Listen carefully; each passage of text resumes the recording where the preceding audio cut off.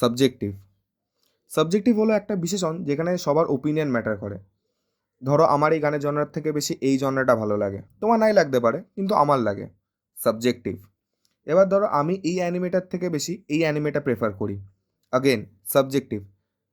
দেখো এই লোকটা এখানে ডাস্টবিন থাকা সত্ত্বেও এখানে নোংরাটা ফেললো, এটা অবজেক্টিভলি খারাপ।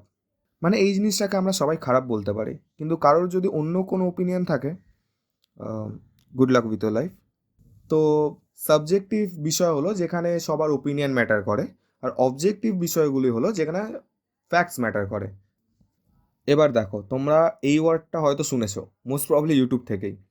এটার মানে হলো যখন তুমি কোনো বিষয়কে নিয়ে ইম্বারেস বা লজ্জা ফিল করো। যেমন তুমি হয়তো তোমার ক্রাশের নাম তোমার পেন্সিল বক্সে লিখেছিলে, তারপর তোমার মা সেটা দেখে নিয়েছিল, তারপর খুব কেলিয়েছিল। এখন বড় হয়ে যাওয়ার পর সেই কথাগুলো যখন মনে পড়ে, তোমার যে ইমোশনটা ফিল হয় এক্স্যাক্টলি ওটাই ক্রিঞ্জ। কিন্তু এটা কি করে ইউজ হয়? তুই রিলস বানাস, ক্রিঞ্জ। তুই অ্যানিমে দেখিস, ক্রিঞ্জ। তুই বেঁচে আছিস, ক্রিঞ্জ। এটা আমার দেখা সব থেকে বাজে ইউজ কোনো সাবজেক্টিভ বিষয়ের।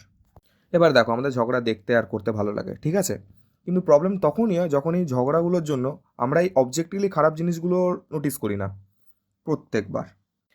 কিন্তু দেখো এটা নিজের মধ্যে খুব সুন্দর জিনিস, মানে পৃথিবীর সবার যদি একটাই ওপিনিয়ন থাকতো তাহলে সব কিছু খুব বোরিং হতো।